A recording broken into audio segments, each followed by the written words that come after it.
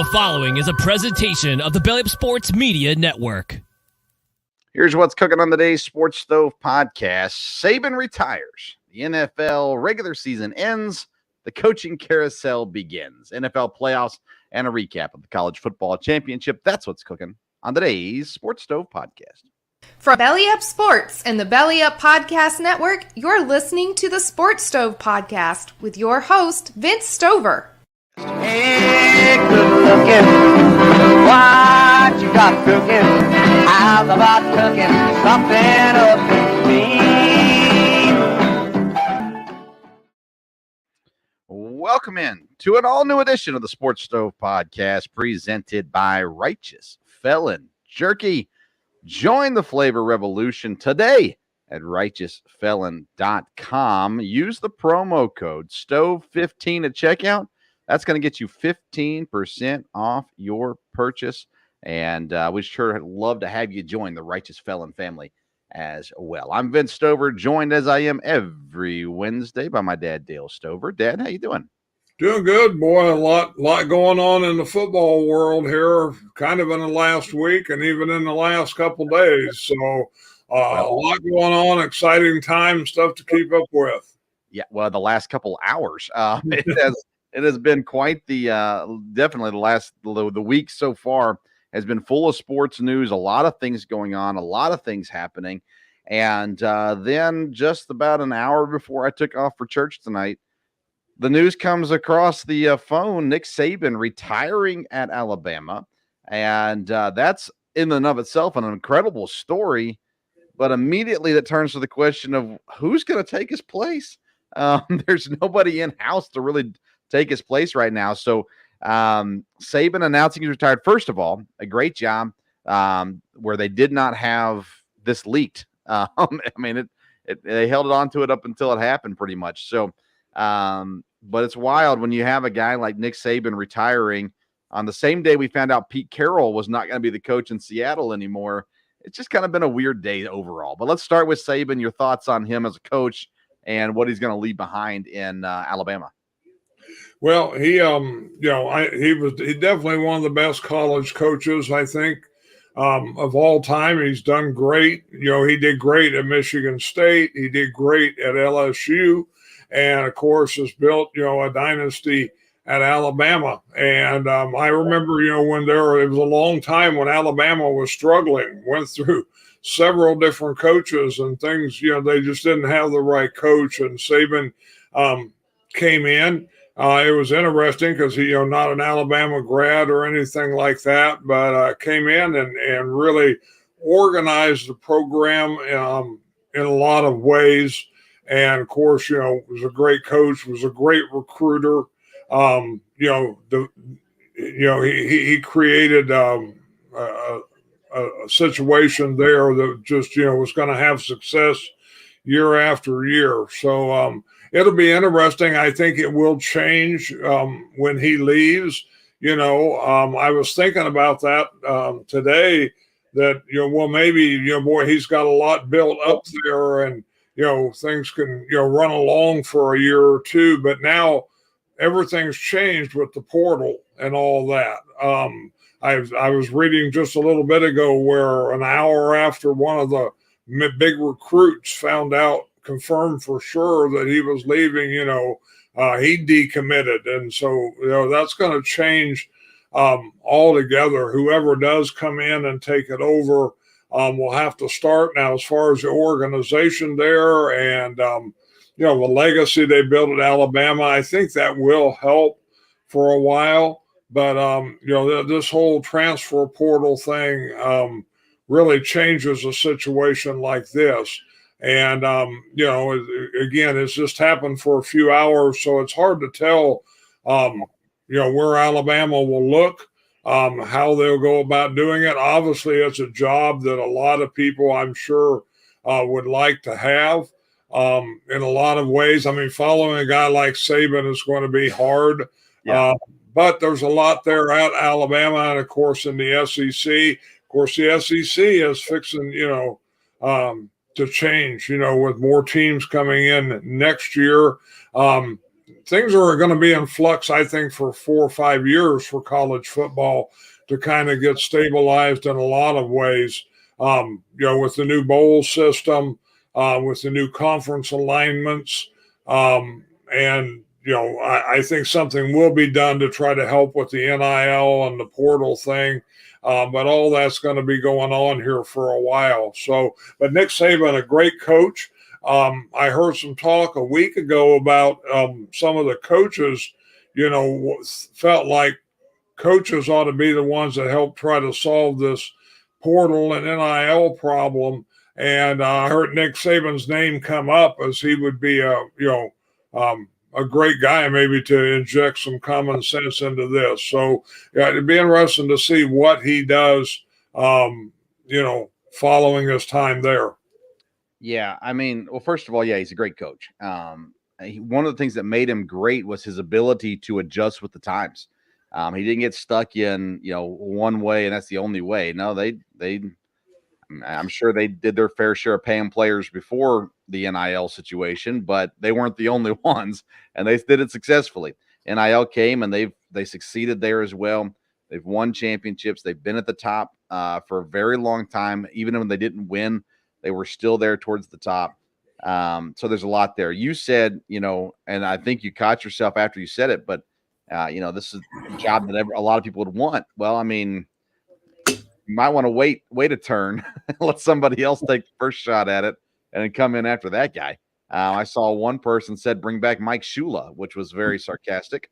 And I saw, what's the guy's name? Jones, that was at Tennessee. Butch Jones, saw a picture of Butch Jones, those kinds of things. There's nobody, like I said, there's nobody in-house really to take over this program. They hadn't prepared. Saban had not prepared his staff to have someone take his place. And so you got a bunch of names out there. Most of them are goofy. I've heard Dan Lanning, who's in Oregon right now and was at Georgia before. That makes, I guess, a little sense. Kalen DeBoer, who's been a great coach as well. Dabo Swinney's name's been thrown out there, but I don't think Alabama wants Dabo Swinney. I could be wrong, but I don't think they do. Mike Norvell, Florida State coach. I even saw James Franklin's name come up. Surely that's not a real option.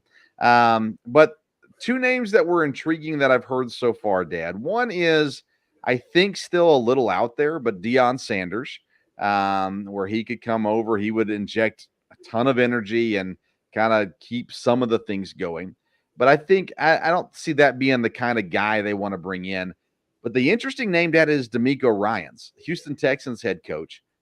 This year, he was paid $4 million, just a little over $4 million to coach the Texans. Alabama could easily pay him $12 million if they wanted to. And so I think that's a really interesting name. He's an alum as well.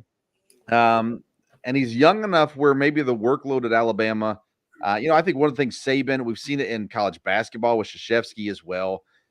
This new age of transfer portal, NIL, all that stuff, it really wears on the coaches a lot more than the previously. And it was already a hard job. College coaching is a million times harder than professional coaching with all the recruiting, all the babysitting, all the things like that. But like I said, DeMeco Ryans might just be young enough where this is something that would really intrigue him. And I'm sure the money would be phenomenal, although I'm sure Houston's willing to give him a pay raise as well. But then you got guys like Mike Vrabel, who just got fired in Tennessee, Ryan Day up at Ohio State. There's a lot of names out there. Nobody has a clue what it's going to be. But at the end of the day, it's going to be really interesting to see what Alabama decides to do, which direction they go, and then how the guy who fills in for Nick Saban, how that goes. I'm not real sure. I mean, I would take the job, don't get me wrong, but I'm not sure that would be the dream job right now, is the takeover right after Nick Saban retires. So it was interesting news, to say the least, this afternoon, and we'll continue to keep an eye on the process of hiring a new head coach at Alabama, as I'm sure I wouldn't think it takes too horribly long, would you? I mean, if it makes it a month without hiring somebody, I'd be shocked. Yeah, I don't think they'll want it to take too long, just because again of the portal and everything going on. The next signing day is going to be here in February coming up, so I think they'll want to get things going there. I would think the people in Alabama, the ones making the decisions, um, they may have known. I would think they knew a little bit quicker what was coming, Yeah. and they may have a plan. I wouldn't think they'd be starting from scratch. It was funny, like I said, it was hard for me to think of a name, but the first one name that really popped in my mind is one you mentioned, and you kind of dismissed quickly. But James Franklin will make a real run at this. There's no doubt about that. Whether they'll be interested in him, would it make any sense? But he will be a guy that if he hasn't sent his resume yet, he will make a run at this, because I just look at where he's moved, and he's been in the SEC before, and we'll see. But that was a name that popped up in my mind. Yes, he will make a run at it. I don't think Alabama will be making a run to him. I think the James Franklin play, Dad, is your classic get his name in the news so that Penn State has to give him a pay raise, and he'll use this as leverage to get himself a new extension. And that's what I expect that from James Franklin. I would be floored if Alabama goes out and gets James Franklin. That would surprise me a lot. I would not be surprised if it's a guy from the NFL. Maybe not a head coach, but a guy from the NFL that's on the coaching staff right now. You got guys like Raheem Morris, who's been an NFL head coach before. Somebody like that. Maybe even Aaron Glenn, who's had a lot of talk about, getting a job as an NFL head coach as well. That I think that's the direction they go. I don't know if there's a current head coach in college football. I mean, Kirby Smart, but he's not going to leave Georgia for Alabama. Dabo, again, maybe, but I don't know that that's what they want at Alabama. So I don't know. It's interesting. Who would you go for if you're Alabama? Who's a name that you say, yeah, that's a guy we've got to go take a swing at? Well, I've not had enough of a list in front of me. I think your idea of the NFL is the way, be a good way that they would go. And depending on who the assistants are, I don't know that they'll go with an alum, because they've tried that before, and that puts added pressure, I think, on the situation. So I think someone coming in, it does have maybe somewhat of a college coaching background would be good. But I don't know. Of course, Sarkisian was from there too, but I don't think he's set to leave right now. Jimbo Fisher's available, but I don't think they're looking that way either. So I saw Mark Stoops' name come up as well. I mean, there's just some wild names out there. Yeah. See, you talked about the alum. D'Amico Ryans, I think, would be the exception to that, because he's had success coaching, and he's had success coaching in the NFL versus success coaching at USF or, another small school, whatever there may be. There's plenty of guys with ties. I'd just be interested to see. I mean, man, they had ties to Belichick. Now, I'm not saying Belichick's going to go there, but think a guy, Belichick guys, Vrabel's a Belichick guy. I don't know. And he's an Ohio State guy as well, but I think those are the kind of names to watch out for right now. I don't know. To me, there's not a guy in college football that makes me go, yeah, we got to go get that guy. I can't think of anybody. I mean, Kirby Smart would be the one, I guess, but he's not leaving. Dabo would be the next closest. Jim Harbaugh, maybe, but he's not going to go either. So, I mean, it's a weird, I don't know. We're at a weird spot. So anyways, Nick Saban retires. He goes into the sunset, and fortunately for him, it was his choice. But in the NFL, coaches are walking into the sunset not being their choice, as 7 NFL jobs are currently open. The Raiders, Panthers, Chargers, Falcons, Commanders, Titans, and the Seahawks opened up today. And so interesting jobs there. Let's start with when you look at those jobs, which one's the most enticing to go to right now if you get the pick of your litter right now? Well, I think it's probably the Chargers, just because in the NFL you need a quarterback, and that is the one team that has their quarterback. They've got some other players that go along with it. I think when you look at the teams, like I said, everyone, quarterback is the key position, and that one has a good quarterback. So I think the Chargers was probably the number one job out of them. The other one that would seem interesting to me, just because of their success that they've had, might be the Seahawks job. They don't necessarily have their quarterback, but they've got some talent there also.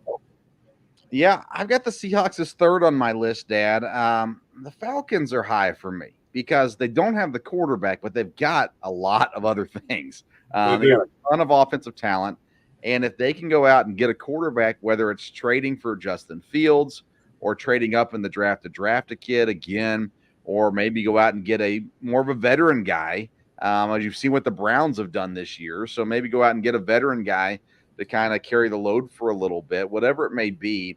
To me, the Falcons are really intriguing. I would probably still put the Chargers first because their division isn't super strong either. Denver's, we don't know what they are.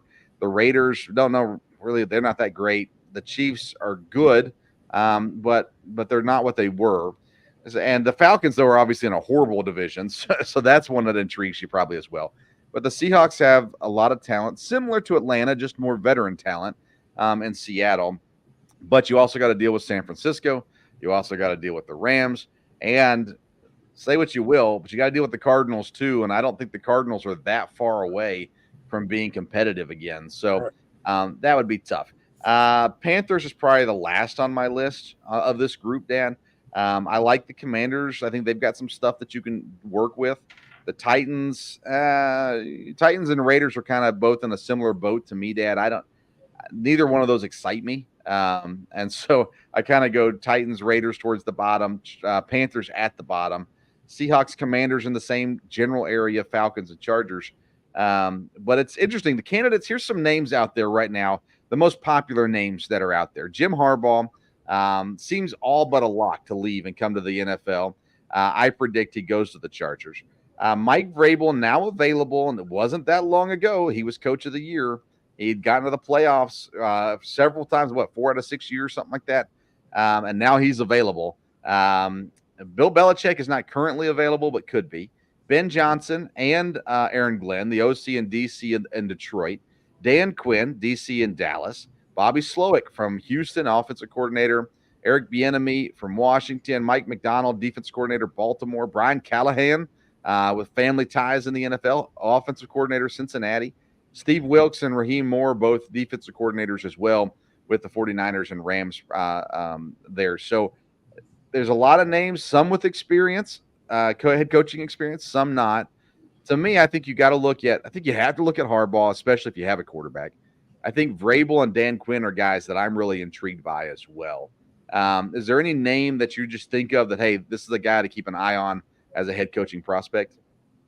Well, I looked at them a week ago, a list of prospects, and like I said, you have the bigger name guys. I think guys like Quinn and different ones there. The guy in Houston just kind of jumped out to me, kind of interesting there, with Slowick, I believe it is. Yeah. I think he's a guy that will get serious looks, and he's a guy that could be one of the next young coaches that come up that have success there. But like I said, there's lots of assistants. Interesting, I'll be interested to see what happens with Harbaugh. I'm not sure, of course, he had some success in the NFL. Then, he got let go in the NFL. He tried to get a job, was it last year or the year before, and did not get hired. I don't know that he's a great pro NFL coach. I'm not sure that fits him. I think it'll take the right organization for him to fit, because he's a little bit of a unique personality. And I'm not convinced he will be, he will turn anybody around right away. He may get a job. I think he would expect to, but like I said, he made a run at it before, and that was real interesting that he did not get hired. So, I think Vrabel will. I think that would make some sense. He has experience. I could see him definitely getting a job out of this. And you never know. Like I said, there's 7 teams right now. We talked just briefly today, and I think there's maybe 3 teams that are in the playoffs that if they lost their opening playoff game, and probably none of the 3 will, would there be a coaching change there? It's some teams. So, and that would change things drastically there also. So, I think, we talked about, I think you're looking at Dallas. If they lost their first game, I don't think it'd be wise to change. I don't know that they will. I think Buffalo, they've had a tough season. If they lost their first game, and even though he's only been there a couple of years, Philadelphia has really underachieved. What happens if they lose their first game? Probably all 3 of those coaches were pretty safe, I think, being equal. But any of those jobs would change things drastically, because you're talking about teams, again, that all 3 of them have quarterbacks. So the Philadelphia deal, first of all, would you consider him as underachieving had he not lost, 5 of his last 6? I mean, the record's not bad. It's just that he lost the last. He went on a slide there at the end. Right. I don't think he's at risk of losing his job yet. Dallas, I don't know. To me, I think McCarthy's safe. I think that's just the media stirring things up there. I don't think you have to worry about McCarthy. Again, if he gets blown out 40-something to nothing, the offense doesn't put up anything, then maybe but I don't think so. So I don't know. I don't think you see a whole lot of issues there. Buffalo, same thing. I mean, and I know there's some issues with Stephon Diggs, but I think overall people were happy there. So I'd be surprised, because they made an offensive coordinator change and they won their last 6 or 5 of their last 6. So I think everybody's safe that's in the playoffs right now. Now you could see someone leave. Mike Tomlin, there's talks about that, because Mike Tomlin still decide he's done in Pittsburgh. But and I think you could always see Andy Reid retire. I mean, he's at that point in his career now. You could see that happen too. But getting fired, I'd be shocked if a playoff coach gets fired at the end of the day. I predicted today on Twitter. I put it out there. I have the Raiders sticking with Antonio Pierce. If he doesn't go to Las Vegas, by the way, Pierce is a name. I know he's already got a job interview lined up with somebody. I forget if it's Atlanta or Carolina, but so if he doesn't stay in Vegas, he probably gets hired somewhere. I got Bobby Slowick going to the Panthers, Jim Harbaugh to the Chargers, Ben Johnson, the Lions OC, to the Falcons.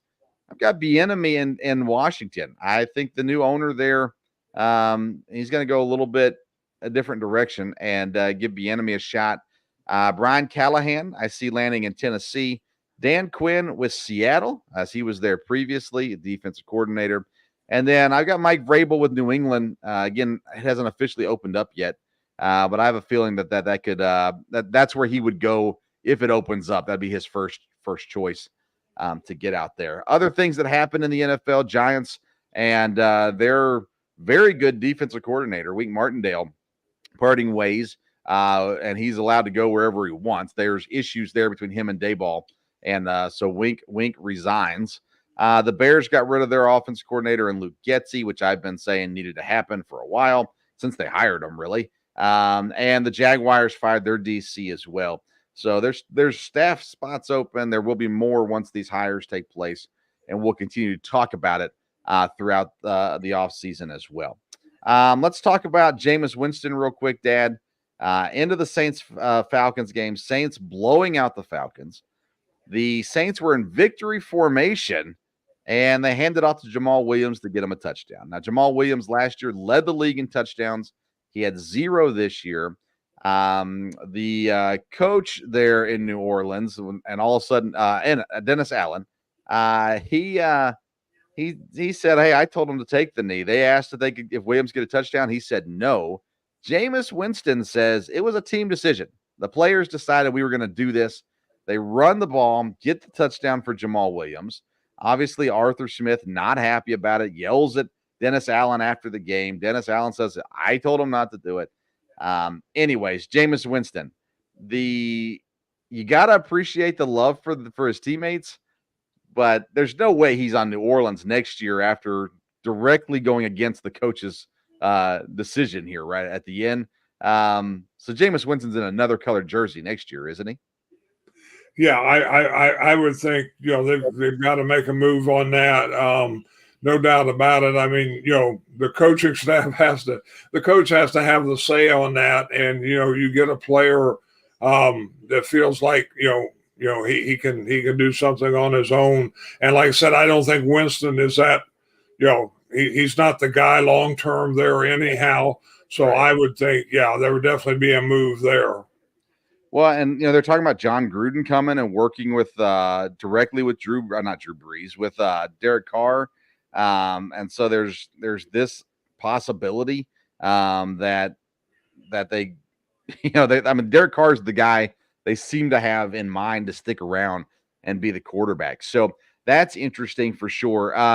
Amy Trask, who was tied with the Raiders for many years, she has a podcast now with Susie.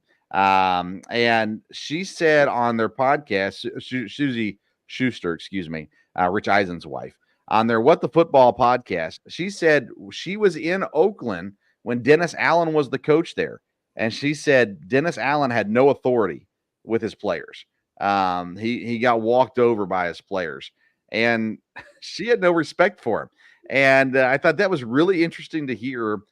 I said all year that New Orleans was a coach away from being good, and I just don't think he's the guy. He's a great defensive mind, but I just don't think he's the guy, the head coach. That's before I heard what Amy Trask had to say. That's interesting to me.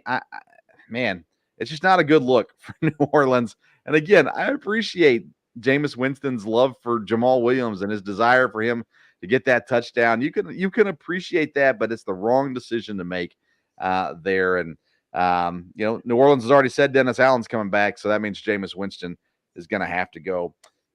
Dad, I put a poll out on Twitter this week as well about Justin Fields. I said, if you're Justin Fields, what team do you want to be the quarterback for next season?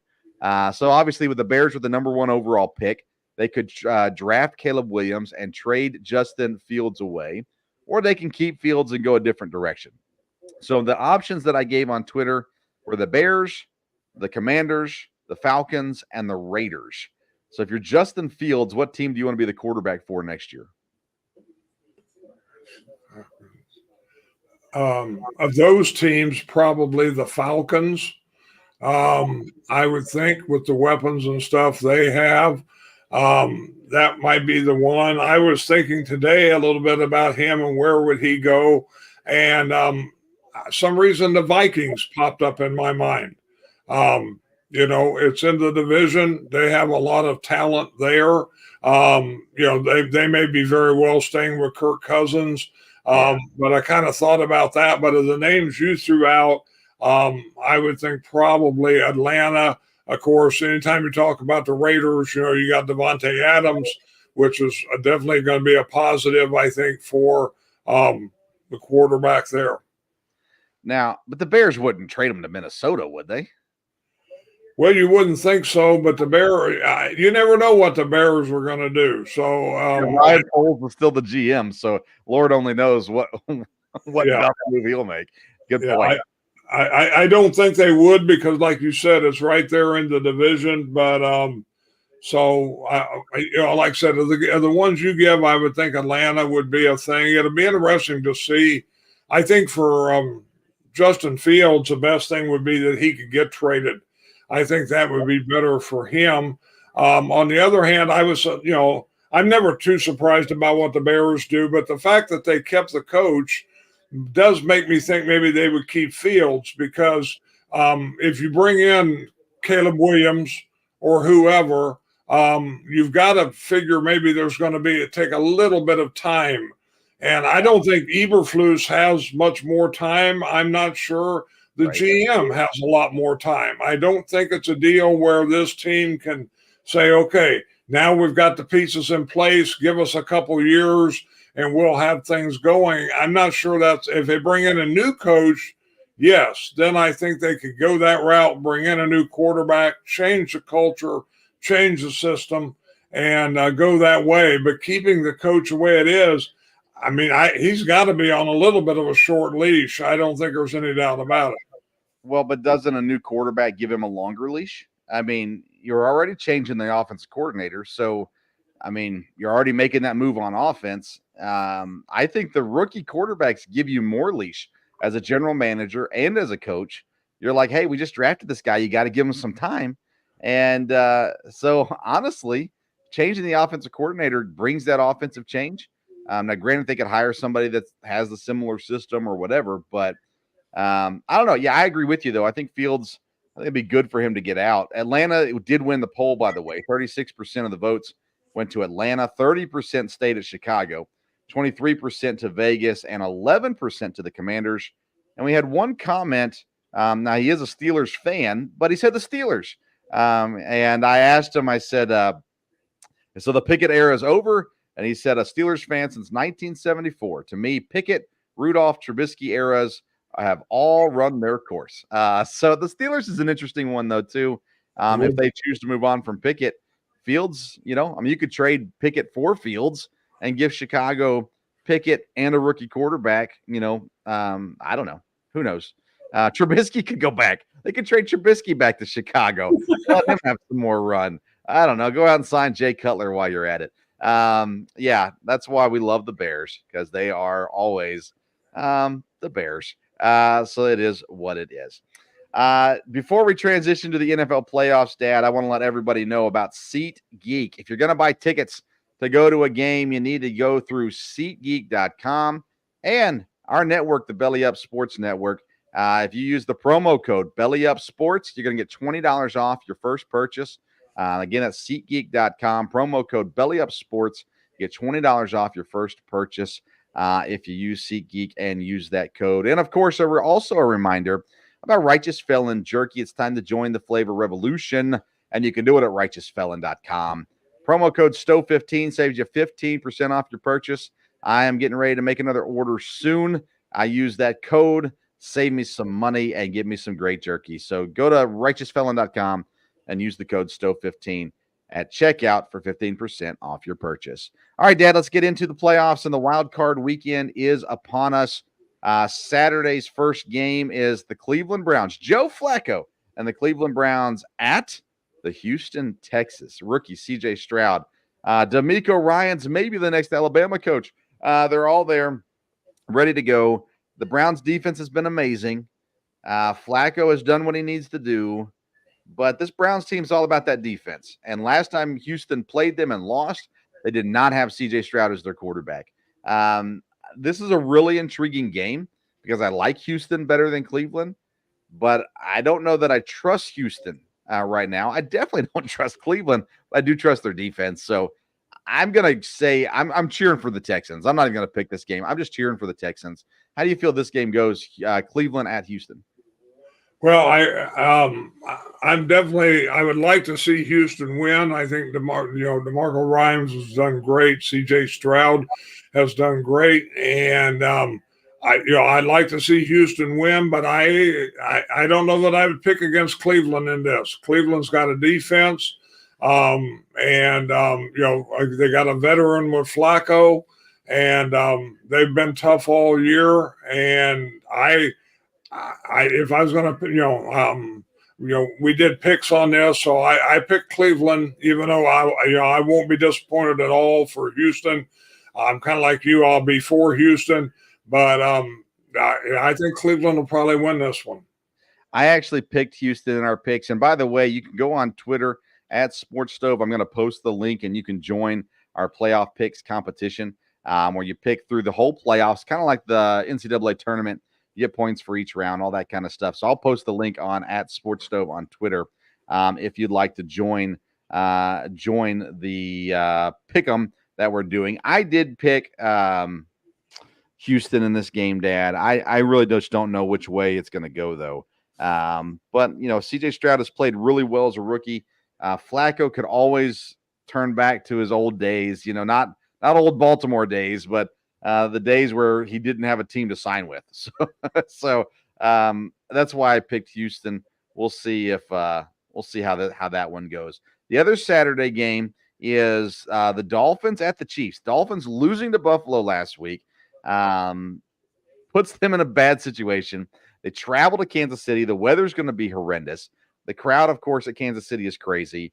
Tyreek Hill comes home for the playoffs. Kansas City's not been playing great. So I don't know. How do you view this one breaking down? Well, this will be a very interesting game, too. It's one I won't be able to watch because the NFL has put this on a restricted deal with Peacock. But it would be a great game to see. Kansas City has struggled, and they are at home, and there is issues with the weather. But again, I picked Miami in this one. I think Miami, for the most part, has played well. They have had some injuries. So in a lot of ways, it'd be easy to go with the home team of Kansas City. But Kansas City has struggled here, and I just think Miami may rebound in this one. And so I did pick the road team on this one also with Miami. I will not be shocked at all if Tua fails miserably in this game.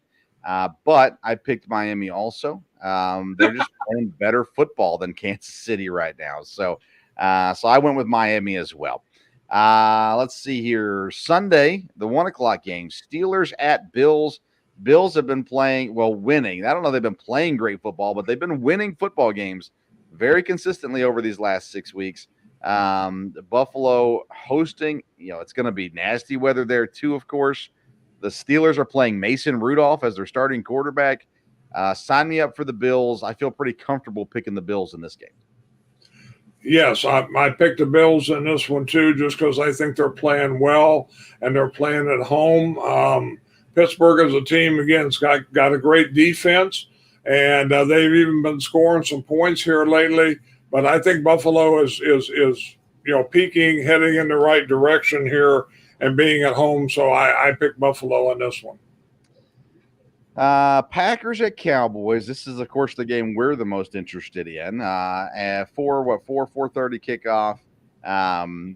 Mike McCarthy coaching against his old team. It's not the first time he's faced the Packers since he's been in Dallas. Dallas has the high-scoring offense. They have a very good defense. They beat Washington handily in the last week. Packers are playing decent football, but they have their issues, and there's a touchdown underdog here to Dallas. Are you able to put your bias aside to pick this game, or are you just going Packers all in?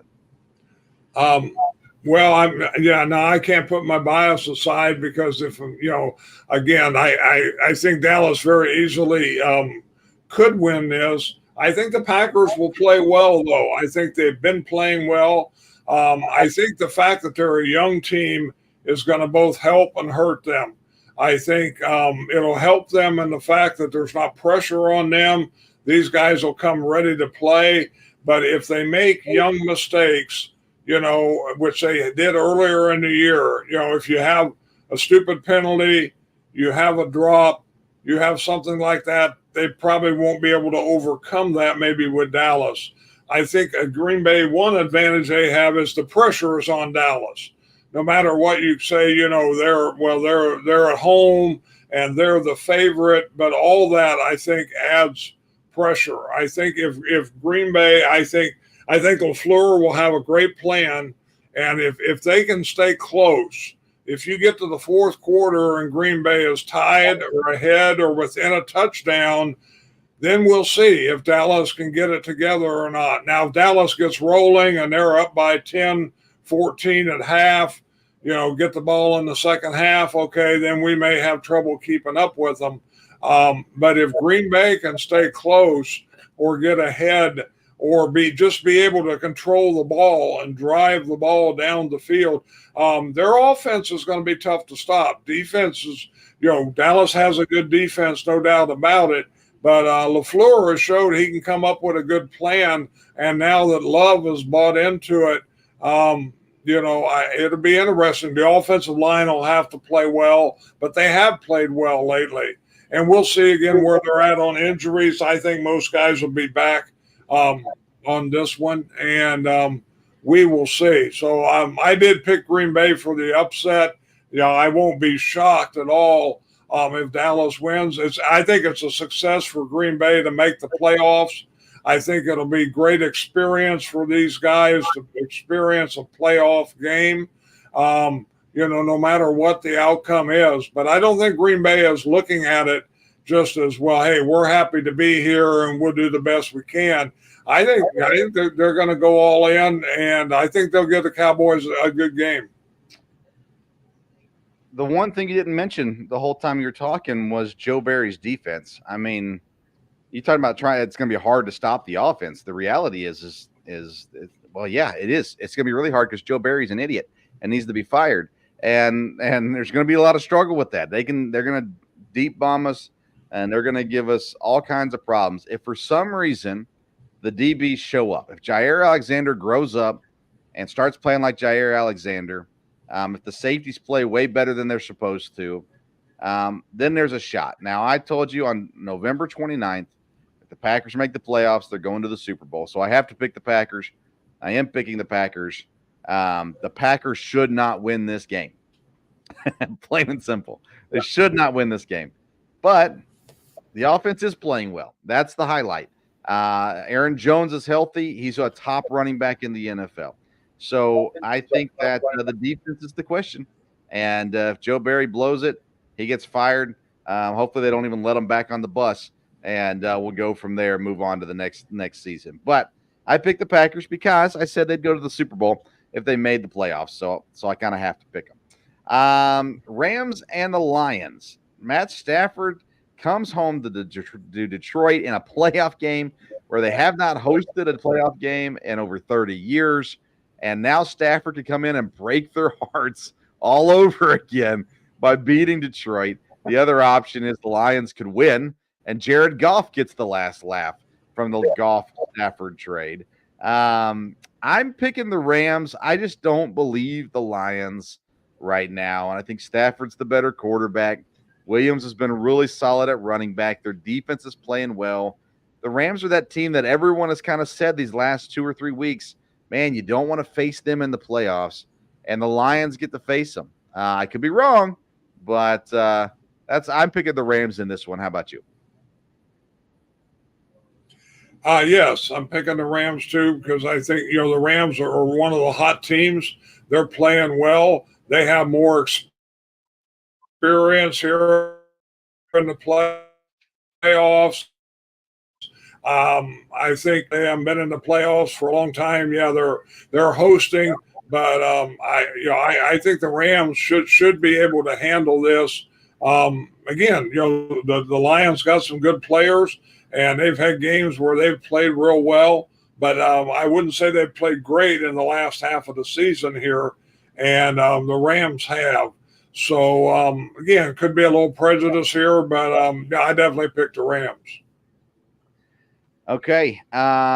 Eagles and Bucks is the last one. I've been on the Baker train all year long, but I will tell you that my stop is right here. I'm going to go Philadelphia. They've not been playing great football, but, man, they got a good team. And the Bucks, they got some weapons, and they've got some good things going for them all year. And even though they're at home, I really feel like Philadelphia is going to wake up here in the playoffs. And so I'm picking Philadelphia over the Bucks. I don't know what – I didn't even look to see what the line is. I'll say Bucks cover, but the Eagles win the game here. I would assume the Bucks are the underdogs. Anyways, what's your thoughts on Eagles and Buccaneers? Yeah, I think the Eagles have a better football team. I don't think there's any doubt about it. And, again, they're going to have to rebound because they've struggled here a little bit.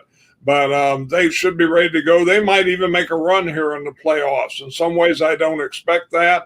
But they've got the talent to. There's no doubt about it. So even though it's at Tampa Bay, I would have to agree. I think the Eagles Eagles should win this one. Philly is a 3-point favorite, 3.5, 2.5, depending on where you look. So maybe the Bucks don't cover, but either way, I've enjoyed riding the Baker train this season. But I'm going to go ahead and step off right here at the train station and and focus in my energy elsewhere for the rest of the season. So that's the wild card weekend. Next week we will recap what happened and look ahead to what's to come as well. We'll continue to talk through the coaching changes and all that kind of stuff too. We'll just kind of close up here. College football championship, Michigan wins. Should there be an asterisk next to Michigan's name here in the record books? Well, Michigan won the game, and so they're the national champions, and you can't argue that. Again, I think Washington had a great year. We talked about that last week. There's not going to be an asterisk by it, but there could be. Of course, everybody's coming out now and saying, "Oh no, they were fine." I guess the NCAA said, they won fair and square. I don't know that Harbaugh's ever done anything fair and square. So anyhow, but Michigan won. You can't deny that. They have some good players.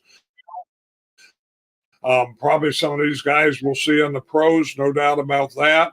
The speculation is we'll see the coach in the pros.